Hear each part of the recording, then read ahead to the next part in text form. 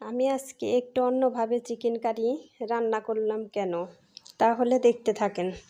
Hello friends, good morning, নমস্কার সবাইকে। ইলাজ ব্লগে স্বাগতম। কেমন আছেন সবাই? আশা করি ভগবানের কৃপায় ভালোই আছেন। ইলাজ ব্লগে আরেকটি ব্লগ ভিডিও নিয়ে চলে আসলাম আপনাদের জন্য। এই তো আমি সকাল সকালই এই ফিল্টারটা ধুয়ে নিব, কারণ এই ফিল্টারটা অনেক দিন ধরেই ধোয়া হচ্ছে না, ভিতরে ময়লা পড়ে গেছে। এই জন্য আজকে একদম ফিল্টারটা ডিপ ক্লিন করে নিব। ওই যে সাদা জিনিস উপরে দেখা যাচ্ছে যে কত ময়লা হয়েছে। আমি এই ফিল্টারটা একদম সার্ফ এক্সেল দিয়ে ধুয়ে নিয়েছি। আমার এটা কিন্তু ফিল্টারটা ধুইতে অনেকটাই সময় লেগে গেছে, কিন্তু ওই সময় তো আমি শেয়ারটা করতে পারিনি। আমরা এই ফিল্টারের জল খাই না, কারণ এই ফিল্টারের জল দিলে পরে ফিল্টার হইতে অনেকটাই সময় লেগে যায়। এই জন্য আর এই ফিল্টারের জল খাওয়া হয় না, আরেক ফিল্টারের জল খাওয়া হয়। এইটার জল শুধু ওই যেদিন ডাল রান্না করি ওই দিনের জন্য ভরে রাখি। আর যখন জল দেওয়া হবে আধা মগ বা আধা মগের কম দেওয়া যাবে, তাহলে বেশি দেওয়া যায় না। এই জন্য এটার জল খাওয়া হয় না। এই তো আমার ফিল্টার সব কিছুই ধোয়া হয়ে গিয়েছে।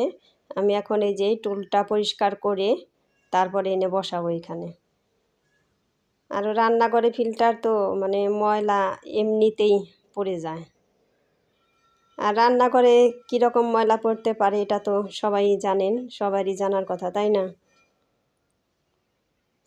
তো দেখেন কত সুন্দর দেখা যাচ্ছে। সাদা জিনিস পরিষ্কার হলে কিন্তু খুবই সুন্দর লাগে, তাই না? আর ফিল্টারটাও খুবই সুন্দর, আমার কাছে তো খুবই ভালো লাগে এই ফিল্টারটা। এই তো এক এক করে বসিয়ে নিলাম। আর আমাদের গৃহিণীদের তো কাজের শেষ নেই। এই যে ফিল্টার যেটাই হবে ওইটা আমি আগে বসিয়ে দিয়েছিলাম বলে, কিন্তু পরে যখন দেখলাম যে এটা লাগে না, তখন ভাবলাম যে না, এটা তো ভুল করে আগেই বসিয়ে দিয়েছি, ওই যে তারপরে উপর দিয়ে দিলাম। এখন আমি জলও দিয়ে নিব। ওই দেখেন আধা মগের বেশি দেওয়াই যাবে না, তাড়াতাড়ি জল পড়েই না, এই জন্য এটার জল খাওয়াই যায় না। এই তো আমার ফিল্টারে জল দেওয়া হয়ে গিয়েছে। এখন আবার রান্না করতে চলে গিয়েছি। আজকে চিকেন রান্না করব। আর বন্ধুরা, আপনাদের তো আরেকটা কথা বলতে ভুলেই গিয়েছি। আমার কিছু কিছু আপু বা দিদি ভাইরা আছেন যে লাইক করার কথা ভুলেই যায়। ভিডিও অল্প একটু দেখেই 2-1 মিনিট দেখেই কমেন্ট করে চলে যায়, লাইকও করে না, আর ভিডিও তো পুরাটা দেখেই না। কারণ কে কে পুরা ভিডিও দেখে কমেন্ট দেখলেই বোঝা যায়। আমার কিছু কিছু আপু আর কিছু কিছু দিদি ভাই আছে, তারা কিন্তু কখনোই আমার 1-2 মিনিট দেখে না, একদম ফুল ভিডিও ওয়াচ করে তারপরে যায়। যাই হোক, আজকে বলছিলাম যে আমি আজকে একটু অন্যভাবে চিকেন কারি রান্না করলাম। এবং কেন? কারণ প্রতিদিন তো আর একরকমভাবে রান্না করা ওইটা ভালো লাগে না, তাই না? কারণ রান্নার তো পদ্ধতি অনেকভাবেই আছে। এই তো আমি জিরে, তেজপাতা, শুকনা মরিচ, গরম মশলা সব কিছুই সোমবার দিয়ে দিয়েছি। এখন কুচি করা পেঁয়াজগুলো দিয়ে দিলাম। এখন এগুলো একটু লবণ দিয়ে ভালো করে ভেজে নিব এই পেঁয়াজগুলো। এই তো পেঁয়াজ ভাজা হয়ে গিয়েছে। এখন বেটে রাখা আদা, রসুন, পেঁয়াজ এগুলো দিয়ে দিলাম। আর আমি এগুলো কিন্তু হাতেই বেটে নিই, শিলনোড়ে। কারণ এভাবে বেটে নিলে আমার মনে হয় টেস্টটা একটু বেশি লাগে। এই তো হলুদ গুঁড়ো, মরিচের গুঁড়ো, ধনে গুঁড়ো সব কিছুই দিয়ে দিলাম। এখন এই যে মশলাগুলো একটু কষিয়ে নিব। আর একটু জল দিয়ে দিলাম যাতে মশলাগুলো পুড়ে না যায়। এই জন্য এই যে ভালো করে এখন মশলাগুলো আমি কষিয়ে নিব। আর এই যে চিকেনগুলো দিয়ে দিলাম, কারণ চিকেন আজকে আমি আগে ম্যারিনেট করে রাখি নেই, আজকে এমনিতেই দিয়ে দিলাম, না ম্যারিনেট করে। এমনিতে তো আগে মশলা দিয়ে তেল দিয়ে সব কিছু দিয়ে ম্যারিনেট করে নিই। আমি কিন্তু 1 চামচ চিনিও দিয়ে দিলাম, কারণ আমরা একটু মিষ্টি মিষ্টি তরকারি খেতে ভালোবাসি, এই জন্যে। এই তো এই যে চিকেন কিন্তু আমি ঢেকে ঢেকে কষিয়ে দিলাম। এই যে আরেকটু বাকি আছে, আরেকবার ঢেকে দিলাম। আর এদিকে কড়াইতে আবারই রান্না করব, মাছ রান্না করব। এই তো আমার চিকেন কষানো হয়ে গিয়েছে। এখন এইখানে কিন্তু কালারটা বেশি ভালো দেখা যাচ্ছে না, কিন্তু কালারটা এমনি অনেকটাই সুন্দর হয়েছে। আর বন্ধুরা, এই চিকেন কারি কে কে পছন্দ করেন তারা আমাকে কমেন্ট করে জানাবেন। আর আমার চ্যানেলে নতুন হয়ে থাকলে একটা সাবস্ক্রাইব করে পাশে থাকা বেল আইকনে ক্লিক করে দিবেন, তাই নোটিফিকেশন চলে যাবে সবার আগে আপনার কাছে। এই তো আমি এখন এই লোহার কড়াইতে ভেটকি মাছ রান্না করব। এই ভেটকি মাছ আমার কিন্তু একদমই পছন্দ না। আপনাদের দাদা যখন এই মাছগুলো এনেছে তখন আমি একটু রাগই করছি যে এই ভেটকি মাছ এনেছো কিসের জন্য, এত মাছ এনেছো আবার ভেটকি মাছ কিসের জন্য সাথে।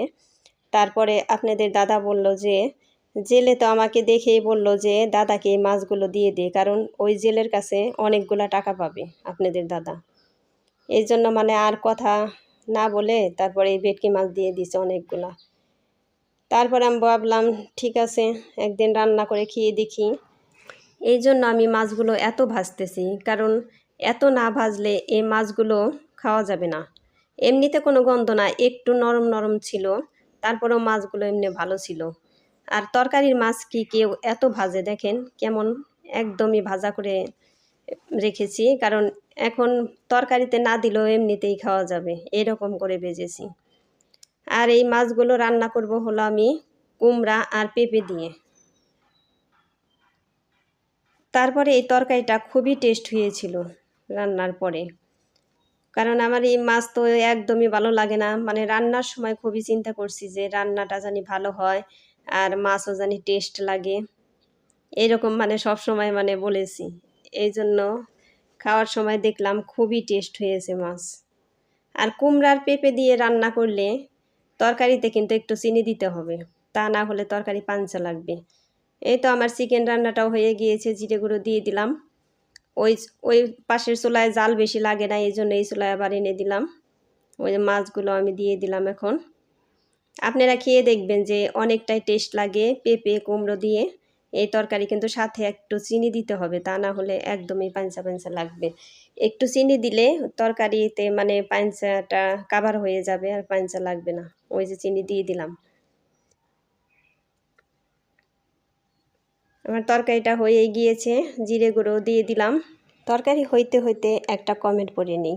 কুকিং উইথ সঞ্চিতা দে, এই দিদিভাইটা একটা কমেন্ট করেছে, খুব সুন্দর একটা ভিডিও বন্ধু, অনেক ভালোবাসা রইল তোমার জন্য বন্ধু। থ্যাংক ইউ সো মাচ এত সুন্দর কমেন্ট করার জন্য। এই তো রান্না এই তরকারি নামিয়ে তারপরে যে দেখতে আসলাম আকাশের অবস্থা খুবই খারাপ, একদমই কালো হয়ে গেছে। তারপরে যে তরকারি টেবিলে সব কিছু সাজিয়ে নিয়ে আসলাম। কচুরলতি, তারপরে এই যে ভেটকি মাছের তরকারি, কচুরলতিটাও আমি আগে রান্না করেছি কিন্তু ওটা শেয়ার করিনি। সাথে আবার শসা লেবু আছে। এখন চুলাটাও আমি পরিষ্কার করে নিব। আমার ভিডিওটি যদি একটুকুও ভালো লেগে থাকে তাহলে পুরো ভিডিওটা দেখে কমেন্ট করে জানাবেন। এই দেখেন এখানে আবার বৃষ্টি এসেই গেছে। যাই হোক, সবাই ভালো থাকবেন, সুস্থ থাকবেন এই কামনা করে আমার ভিডিওটি শেষ করছি। টাটা।